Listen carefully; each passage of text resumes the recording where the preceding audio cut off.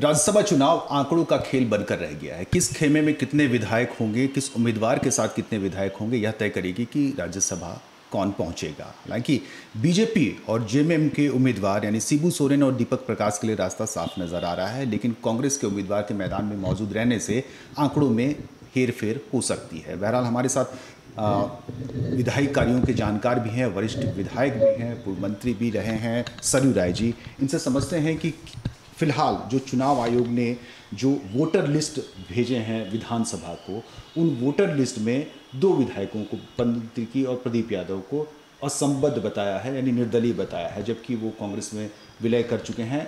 उनके मुताबिक ये चुनाव आयोग का जो निर्णय है, मेरी समझ में निर्णय सही है।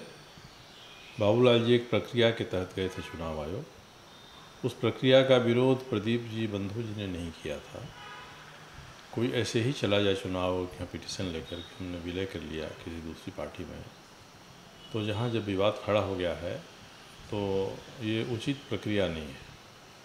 चुनाव आयोग ने सब कुछ विचार करने के बाद एक निर्णय दे दिया, उससे हम सहमत हों सहमत न हों, मगर चुनाव आयोग की अपील तो हाई कोर्ट सुप्रीम कोर्ट में ही हो सकती है।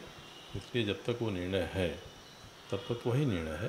इसलिए आज जो चुनाव आयोग ने भेजा है सूची, जो अगर भेजा है तो, क्योंकि विधानसभा के सचिव और लोग कहते हैं कि हमको नहीं मिला, अगर चुनाव आयोग ने भेज दिया है तो चुनाव के लिए तो वही सूची अंतिम मानी जाएगी। तो हम मान सकते हैं कि प्रदीप यादव और बंधु तिर्की निर्दलीय के रूप में ही वोट करेंगे, कांग्रेस के सदस्य के रूप में नहीं, या कांग्रेस के खेमे की तरफ से नहीं। देखिए, नियमानुसार ये है, मगर यदि स्पीकर ये कहते हैं कि यह विवाद हमारे पास भी है, चुनाव आयोग ने तो अपने स्तर से विवाद निपटा दिया, मुझे भी इस विवाद को निपटाना है, मैंने निपटाया नहीं है, निपटान की प्रक्रिया में है, तो विधानसभा के भीतर अगर स्पीकर चाहेंगे तो जो सही समझेंगे वो भी कर सकते हैं। विवाद होगा, विवाद का निर्णय तो न्यायपालिका ही करेगी, अगर यहाँ पर निर्णय ले सकते हैं, मगर थोड़ी कठिनाई उनको हो जाएगी।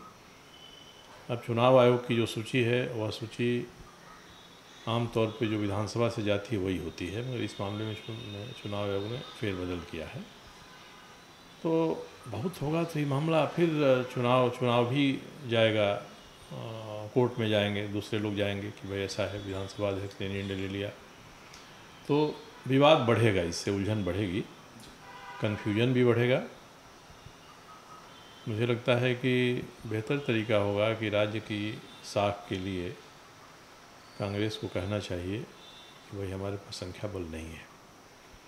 बाबूलाल जी विधिवत आ गए, अगर प्रदीप यादव जी और बंधु तिर्की जी ये कांग्रेस के हैं या नहीं है, इससे कोई अंतर नहीं पड़ता। ये वोट तो कांग्रेस को ही देंगे या जेएमएम को देंगे, जिसको भी देंगे, यूपीए के कहने पर देंगे, इसलिए इससे नतीजे प्रभावित नहीं होंगे। नतीजा इसमें प्रभावित होता कि चुनाव आयोग हस्तक्षेप नहीं करता, या अभी भी अगर स्पीकर की ये मानसिकता हो कि हमारे हिसाब से चलेगा, तो कह सकते हैं कि भाई हम आपको नहीं मानते हैं, कार्रवाई कर सकते हैं, अपने हिसाब से वो कर सकते हैं, मगर इससे भी चुनाव के नतीजा पर कोई अंतर नहीं पड़ेगा। बाबूलाल जी वोट नहीं भी देंगे तभी 27 वोट तो जो भाजपा और आजसू को मिलाकर हो जा रहा है।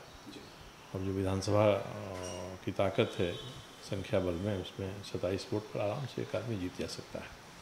एक सूचना मिली है कि विधानसभा ने राज्य निर्वाचन पदाधिकारी के माध्यम से जो चुनाव आयोग को जो वोटर्स की सूची भेजी और जो जानकारी भेजी, उसमें इन्होंने विधानसभा ने कहा है कि हमारे पास किसी भी तरह की 10वीं अनुसूची का मामला लंबित नहीं है, और उन्होंने बताया कि झारखंड मोर्चा के 3 विधायक हैं, जबकि विलय की सहमति चुनाव आयोग ने पहले ही दी थी। तो क्या विधानसभा के स्तर पर कुछ तथ्य छुपाए जा रहे हैं, या देखिए, दोनों ही अपनी अपनी जगह अपने हिसाब से सही है।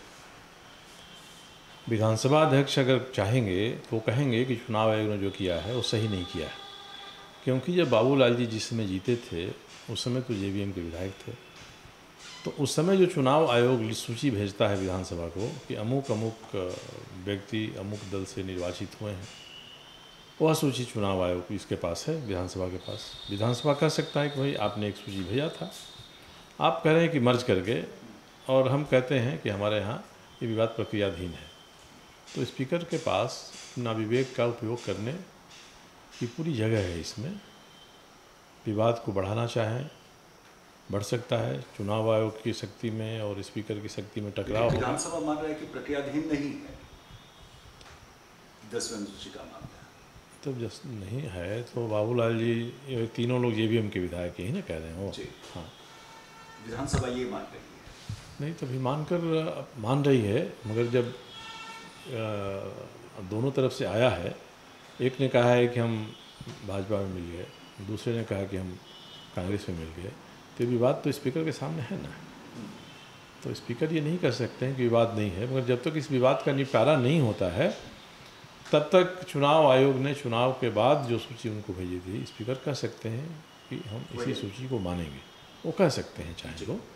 अब इसमें मेरिट के हिसाब से कौन सही है कौन गलत है, इसका जजमेंट हम नहीं दे सकते हैं।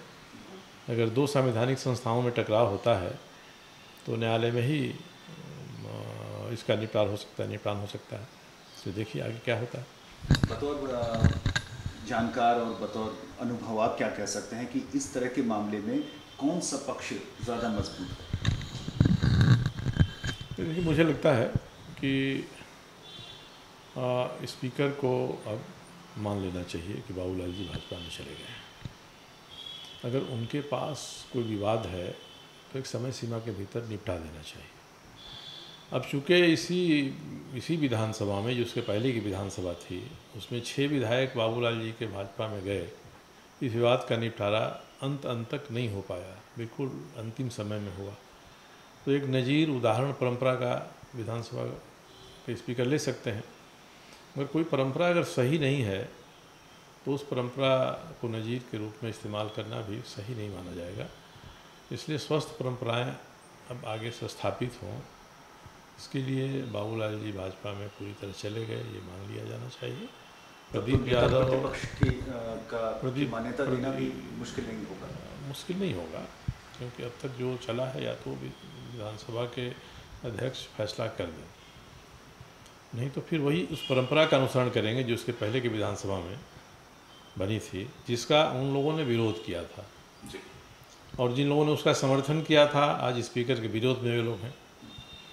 तो इस तरह की परंपराएं स्थापित होंगी और अपनी सुविधा के अनुसार हम इन परंपराओं का उपयोग करेंगे या इसके पक्ष में दलील देंगे, तो ये अनवरत सिलसिला चल सकता है। इससे एक स्वस्थ विधायी प्रक्रिया स्थापित नहीं होगी, न स्वस्थ संसदीय परंपरा स्थापित होगी। मेरा तो यही मानना है कि एक स्वस्थ परंपरा स्थापित करना चाहिए। बाबूलाल जी दोनों के दावों को मान लेना चाहिए, यानी बाबूलाल के दावों को भी मान लेना चाहिए, प्रदीप यादव और बंधु तिर्की के दावे, प्रदीप यादव और बंधु तिर्की के दावे को स्पीकर चाहे तो मान सकते हैं, अगर वो चाहें मान सकते हैं, मगर इसके लिए उनको लॉजिक देना पड़ेगा ना, लॉ पॉइंट के हिसाब से विधि सम्मत उनको अपना निर्णय लेना होगा। चुनाव आयोग ने अपना निर्णय ले लिया कि आपके विलय को हम नहीं मानते हैं, तो विलय का मानना नहीं मानना दोनों जगहों पर इसके लिए स्कोप है, दोनों ही निर्णय ले सकते हैं। ये मानना चाहे मान लें, नहीं मानेंगे तो दोनों स्वतंत्र उम्मीदवार के रूप में रहेंगे। एक अंतिम सवाल जानना चाहेंगे कि राज्यसभा चुनाव में आपकी भूमिका किस तरफ होगी, यूपीए की तरफ होगी या बीजेपी की तरफ होगी? कोई निर्णय तक पहुँचे कि नहीं अभी तक आप? ये कांग्रेस के एक बड़े नेता ने कहा था मेरे बारे में, मैं कन्फ्यूज़ड हूँ। मैंने डिक्शनरी देखा तो सही मामले में मुझे लगा कि मैं उलझन में हूँ। इसलिए वोट हमारे पास 2 वोट हैं, एक फर्स्ट प्रेफरेंस का और एक सेकंड प्रेफरेंस का, तो इन दोनों वोट का इस्तेमाल मैं करूँगा। लेकिन अभी तक तय नहीं किया या तय कर दिया?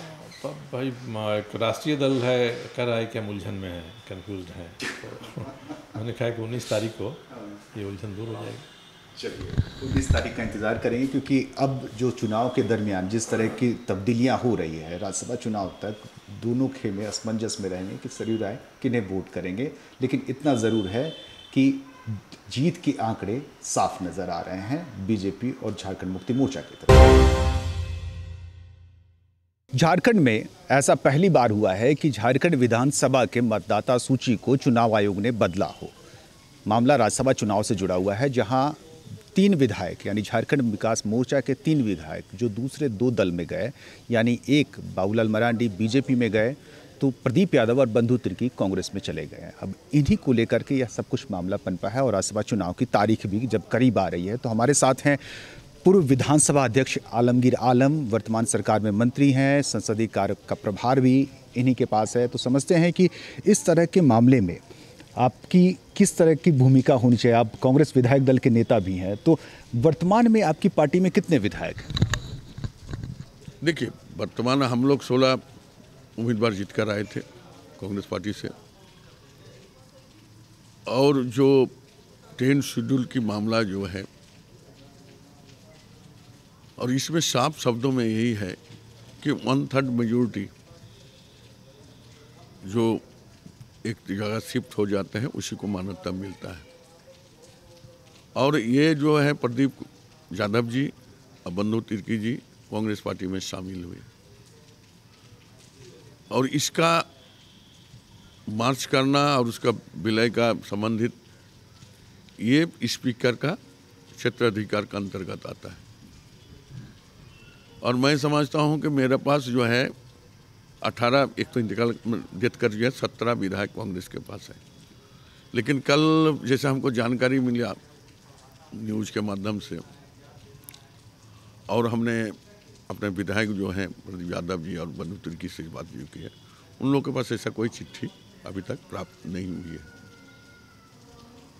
और इस तरह का उलटफेर अचानक हो जाना, हम किसी पर प्रश्न चिन्ह नहीं लगाते हैं, लेकिन हमको जहाँ तक जानकारी है कि ये सारी चीज़ जो होता है स्पीकर का क्षेत्र अधिकार होता है और वो तय करते हैं।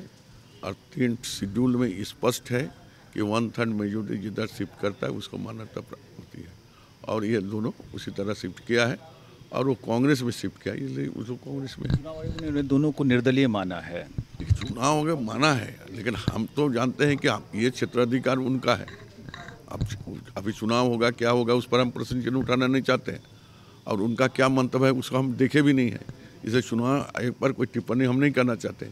लेकिन हमको जहाँ तक जानकारी है कि ये जो है हमारे जो विधानसभा अध्यक्ष होते हैं उनके क्षेत्राधिकार होता है, और 10 शेड्यूल में साफ शब्दों में जो लिखा है 1/3 की बात है, तो 3 विधायक में 2 विधायक एक तरफ है, तो इसी को मार्च माना जाता है।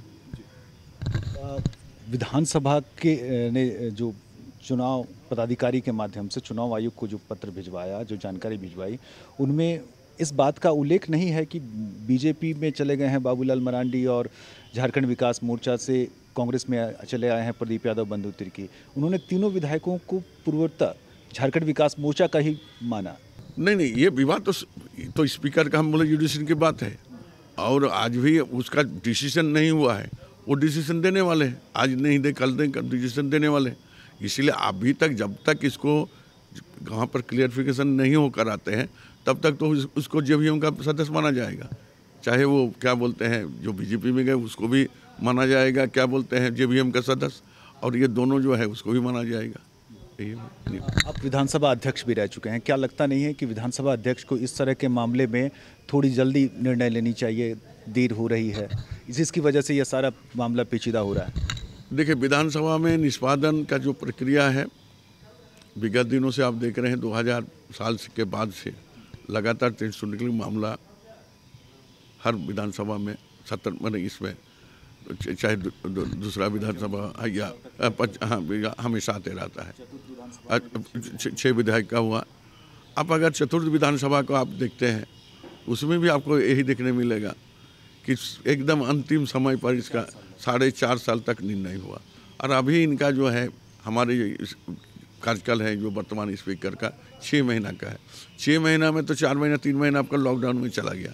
इसलिए हम नहीं कहेंगे जो बहुत विलम्ब कर रहे हैं या शिथिल है या नहीं करना चाहते, इसी बात नहीं है।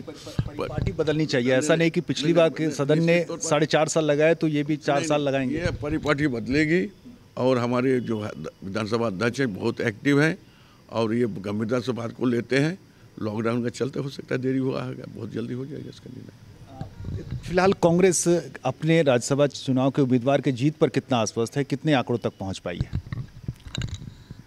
देखिए, झारखंड के जो इतिहास रहा है, एक बार नहीं कई बार गणित का उलटफेर हुआ है, और जब हम उम्मीदवार हम दिए थे तो कुछ निर्दलीय जो विधायक हैं, सम्मानित विधायक हैं, उनसे वार्ता हम लोग किए थे। कुछ दल में हैं उन लोग से भी हम लोग वार्ता किए थे और हम लोग उसी का परिप्रेक्ष्य में अपना उम्मीदवार खड़ा किए थे जो हमको 27 वोट मिल जाए या नहीं तो कम से कम 26 मिलेगा। सेकंड ऑप्शन से हम लोग वहाँ पर निकल सकते हैं और उसी आस में हम लोग बैठे हैं। 19 तारीख को ही बेहतर हम बता पाएंगे स्थिति क्या रहेगी, लेकिन हमारा संपर्क जो भी इंडिपेंडेंट विधायक हैं और भी दूसरे दल का जो विधायक है उनसे भी हमारा संपर्क बनी हुई है। सरयू राय ने कहा है कि कांग्रेस को मान लेना चाहिए कि उनके उम्मीदवार नहीं जीत रहे हैं, अब इस जोड़ तोड़ से उन्हें बाहर आ जाना चाहिए, सरेंडर करने की स्थिति है। देखिए, विड्रॉल का डेट तो ख़त्म हो चुका है और उनका जो है अपनी राय है और कांग्रेस अपनी उम्मीदवार दिया है अपने रणनीति के तहत। और रणनीति के तहत जब हम उम्मीदवार दिए हैं तो अब भी मैंने बैठाना उचित नहीं हुआ। मैंने पहले ही कहा कि जब हम उम्मीदवार दिए थे तो सारी इंडिपेंडेंट लोगों से हम लोग बात किए थे, कुछ दल के लोगों से भी हमारा बात हुई है, इसलिए हम लोग उस वक्त आश्वस्त थे और आज भी आश्वस्त हैं। दल से संबंध आपके सत्ता दल के बाहर आपका मतलब है? देखिए, यहाँ एक नहीं अनेक दल है। सत्ताधारी दल को छोड़ करके विपक्षी दलों के सब विपक्षी दल या नहीं, हम बोले कि हमारा जो इंडिपेंडेंट है उनसे भी हम अपना वार्ता किए थे और दूसरे दलों में जो हैं उनसे भी हम वार्ता किए हैं और आश्वस्त होने के बाद ही हम उम्मीदवार दिए थे और उसी आस पर हम बैठे हुए हैं और उन लोग से हमारा वार्ता चल रही है और परिणाम क्या होगा 19 तारीख को देखा जाएगा। बीजेपी के नेता ये आरोप लगा रहे हैं कि खरीद फरोख्त और सत्ता का दुरुपयोग करके आप राज्यसभा चुनाव में अपने उम्मीदवार को जिताने की कोशिश कर रहे हैं। देखिए, बीजेपी का तो आरोप लगाने का अपना काम है, सत्ता का दुरुपयोग कौन किया नहीं किया आप लोग भी जानते हैं और हॉर्स ट्रेडिंग का मामला अभी भी चल रहा है, तो सारी चीज़ देखने से आपको खुलासा हो जाए कि हॉर्स ट्रेडिंग कौन करता है। कांग्रेस हॉर्स ट्रेडिंग नहीं करते हैं। आज गुजरात का मामला ले लीजिए, आज दूसरे और राज्य का मामला ले लीजिए, सारे लोग तो पैसा से ही काम करते हैं। जो भारतीय जनता पार्टी का जो है हॉर्स ट्रेडिंग का काम ही है उनका है, कांग्रेस पार्टी का काम नहीं है। बहुत बहुत शुक्रिया। तो आलमगीर आलम साहब जो कांग्रेस विधायक दल के नेता भी हैं और संसदीय कार्य मंत्री भी हैं और मंत्री के पदभार भी में है, इनकी उम्मीद है कि इनके उम्मीदवार को बाकी लोगों का समर्थन भी मिलेगा। इस हेर फेर के बाद नतीजे के लिए 19 तारीख तक हमें भी इंतजार करना होगा। राज्यसभा चुनाव से जो सवाल उभरे हैं या कहें कि विवाद गहराया है, इस पर हम बात करने के लिए आए हैं पूर्व विधानसभा अध्यक्ष सीपी सिंह से, मंत्री भी रहे हैं, रांची से विधायक हैं। इनके पास विधानसभा के विधायी कार्यों का अनुभव भी है, जानकारी भी है, तो हम तमाम मुद्दों की चर्चा थोड़ी इनसे कर लेते हैं कि बीजेपी के विधायक हैं बाबूलाल मरांडी, चुनाव आयोग ने मान लिया, लेकिन कांग्रेस के विधायक हैं प्रदीप यादव, बंधु तिर्की, यह फिलहाल चुनाव आयोग ने नहीं माना है। जो नई मतदाता सूची जारी की गई है चुनाव आयोग की तरफ से, और यह पहली बार हुआ है कि विधानसभा की सूची को चुनाव आयोग ने बदला है। देखिए, सबसे पहली बात तो ये है कि चुनाव आयोग एक संवैधानिक संस्था है। चुनाव आयोग ही लोकसभा, विधानसभा, विधान परिषद, राज्यसभा इत्यादि का चुनाव कराती है, तब तो मान जाते हैं। जब चुनाव जीतते हैं और सर्टिफिकेट मिलता है तो उसको क्यों मानते हैं? नहीं मानना चाहिए। लेकिन जब उनके पक्ष में नहीं होगा, जब जेन्युइन निर्णय चुनाव आयोग देता है तो एक कांग्रेसी और दूसरे दल के लोग, विपक्ष के लोग उसको नहीं मानते हैं। सवाल ये है कि विवाद पैदा करना चाहे कोई भी, तो विवाद तो इसमें ही पैदा होगा कि भाई सूर्य देव जी पूरब से उगते हैं, इसमें विवाद करने वाले कर सकते हैं कि भाई नहीं, सूर्य देव जी पूरब से नहीं उगते हैं, दक्षिण से उगते हैं। तो विवाद करने वाले को क्या कहिएगा? अभी कांग्रेसी, अब ये जो विपक्ष के लोग हैं ना, इनकी पुरानी आदत है, इसलिए इस पर कोई बड़ा परेशान होने की भी ज़रूरत नहीं है। चुनाव आयोग एक ऐसी संस्था है जिस पर उंगली उठाना बहुत ही गलत है।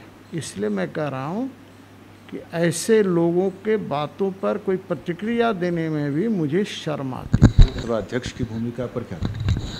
देखिए, मैं विधानसभा अध्यक्ष रहा हूँ, इसलिए मैं विधानसभा अध्यक्ष के बारे में कुछ नहीं कहूँगा, लेकिन इतना मैं ज़रूर जानता हूँ कि माननीय विधानसभा अध्यक्ष को कहीं न कहीं इस सत्ता वाले लोग दबाव डाल रखे हैं और वो विवश प्रतीत होते हैं, ऐसा मुझे महसूस होता है। अब विधानसभा अध्यक्ष ने अभी तक यह नहीं माना है कि बीजेपी में जेबीएम का विलय हो गया है। उधर आप मानते हैं कि बीजेपी में विलय हो चुका है, चुनाव आयोग भी मान रही है, तो फिर बंधु तिर्की और प्रदीप यादव कहाँ गए? अरे भैया, फिर मैं कह रहा हूँ, जब चुनाव आयोग मैंने बार बार कह रहा हूँ कि चुनाव आयोग एक संवैधानिक संस्था है।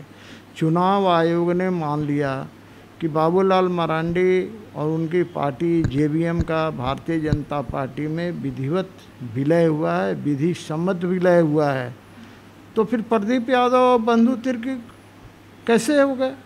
इसीलिए तो चुनाव आयोग से उनका मामला रिजेक्ट हो गया ना। आप उन्हें कांग्रेसी मान रहे हैं, निर्दलीय मान रहे हैं? अरे भैया, उनको मैं कहीं नहीं देख रहा हूँ। यदि टेक्निकली देखें तो आज के दिन वो कहीं नहीं है, जेबीएम में ही हैं। जेबीएम के ही माननीय दोनों सदस्य हैं। टेक्निकली आज के अवसर पर ये है, दिल से कांग्रेस में जाएं कि जेएमएम में जाएं कि मुस्लिम लीग में जाएं, क्योंकि ये लोग तो भाई आज यहाँ है, कल वहाँ है, परसों वहाँ रहेंगे। बीजेपी में आ जाए तो आप उन्हें साफ मानेंगे, अच्छे मानेंगे, दूसरे दल में चले जाएंगे तो वो बुरे हो जाएंगे? मैं व्यक्तिगत रूप से नहीं मानता हूँ भैया, बात साफ है। सीपी सिंह बोल रहा है कि मैं व्यक्तिगत रूप से उसे अच्छा मानता हूँ, बिना किसी का नाम लिए हुए, जो पतिव्रता स्त्री की तरह रहता हो। यानी जिस दल में पैदा लिए उसी दल में मृत्यु हो, मैं ऐसा मानता हूँ। मेरा ये व्यक्तिगत। बाबूलाल मरांडी को क्या मानेंगे? मैं किसी के बारे में नाम, फिर मैं कह रहा हूँ, मैं किसी का नाम नहीं ले रहा हूँ, मैं तो स्पष्ट कर रहा हूँ, मेरा व्यक्तिगत विचार ये है, सीपी सिंह का व्यक्तिगत विचार ये है कि जहाँ जन्म लिए वहीं मरेंगे भी। अच्छा, अब जो नई सूची के बाद हालांकि सबों को मत देने का अधिकार होगा, लेकिन क्या दूसरी तरफ हम कांग्रेस के उम्मीदवार की बात करें तो कांग्रेस के उम्मीदवार की जीतने की संभावना जहां नगण्य है, वहां पर भी सत्ताधारी दल काम कर रही है? देखिए भाई, देखिए एक बात बताए, मैं तो 6 चुनाव लड़ा हूँ ना, 6 चुनाव जीता हूँ। तो जो चुनाव निर्दलीय लड़ते हैं, जिनको किसी को 100, किसी को 150 भी आता है, किसी को 6000 भी आता है, किसी को 10,000 भी आता है, या जो भी आता है, वो भी तो कहते हैं कि हम चुनाव जीत रहे हैं। तो इसमें कांग्रेस यदि कह रही है तो ये कौन सा नया बात हो गया भैया? तो मुगालते में रहने दीजिए, इसमें क्या दिक्कत है? आप ये नहीं मानते कि फिलहाल जो हेर फेर नज़र आ रही है कि इन्हें कांग्रेसी नहीं माना जा रहा है, उन्हें बीजेपी का नेता प्रतिपक्ष नहीं माना जाएगा, ये सब कुछ राज्यसभा चुनाव से जोड़कर हो रहा है? देखिए, राज्यसभा चुनाव में तो क्लियर कट है भैया,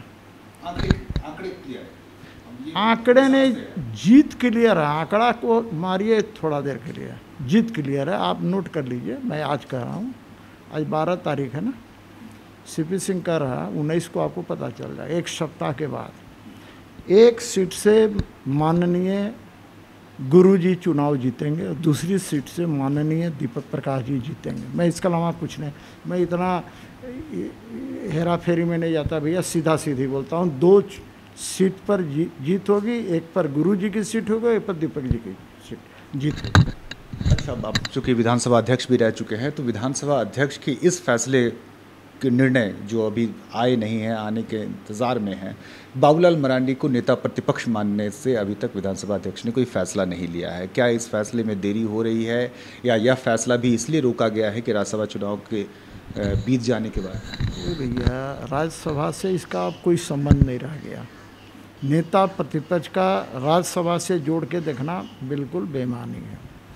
बाबूलाल मरांडी भारतीय जनता पार्टी में आ गए, शामिल हो गए। वोटर हैं कि नहीं? वो वोटर हैं। ये तो आप बताएंगे, आप अरे नहीं, वो विधायक है इसलिए वोटर हैं। मैं कह रहा हूँ विधायक हैं इसलिए वोटर हूँ। चुनाव आयोग ने उन्हें मान्यता दे दी है कि साहब ये भारतीय जनता पार्टी में विधिवत शामिल हुए, इसलिए भारतीय जनता पार्टी के ये माननीय विधायक हैं। स्वाभाविक रूप से वोट भारतीय जनता पार्टी को देंगे, तो राज्यसभा से क्या लेना देना है भैया। जहाँ तक सवाल है प्रतिपक्ष का नेता की मान्यता नहीं देने का, जब चुनाव आयोग ने मान लिया कि भारतीय जनता पार्टी के पहले भी मान लिया था, पहले भी मान लिया, आज भी मान लिया। और भारतीय जनता पार्टी के विधायकों ने माननीय बाबूलाल मरांडी को विधायक दल का नेता चुन लिया, तब उन्हें मान्यता देने में कहाँ दिक्कत है। राज्यसभा से इसका कोई लेना देना नहीं है। 10वीं अनुसूची के मामले में विधानसभा अध्यक्ष या विधानसभा की ओर से जो कार्रवाई की जा रही है वो सही है, गलत है, या किसके पक्ष में आप रहेंगे? मैं अभी पक्ष और विपक्ष की बात ही नहीं कर रहा हूँ ना, और न मैं माननीय विधानसभा अध्यक्ष जी पर कोई प्रश्न खड़ा कर रहा हूँ विधानसभा की। लेकिन मैं इस पक्ष में ज़रूर हूँ कि यदि बाबूलाल मरांडी जी को मान्यता मिल गई है, चुनाव आयोग ने दे दिया है, भारतीय जनता पार्टी ने अपना नेता चुन लिया है, तो उन्हें नेता प्रतिपक्ष का मान्यता देने में विलंब बिल्कुल नहीं होना चाहिए। विधानसभा अध्यक्ष भी रह चुके हैं, जिन्होंने पिछले काल का हवाला देते हुए कहा कि अगर यह विधानसभा अध्यक्ष होते तो बिना कोई राग द्वेष के ये फैसले के तक पहुंच जाते। हालांकि फैसले आने की कोई तारीख अभी नहीं आई है, लेकिन फ़िलहाल राज्यसभा चुनाव की हम मद्देनज़र ये सब कुछ बातें कर रहे थे। लेकिन विधानसभा के अंदर जब राज्यसभा चुनाव की तारीख तक हमें यह इंतज़ार करना होगा कि तस्वीरें किस करवट किस तरफ मुड़ती है और कैसी बनती है। सहयोगी प्रदीप सिन्हा के साथ सुरेंद्र सोरेन, कशिश न्यूज़ के लिए रांची से।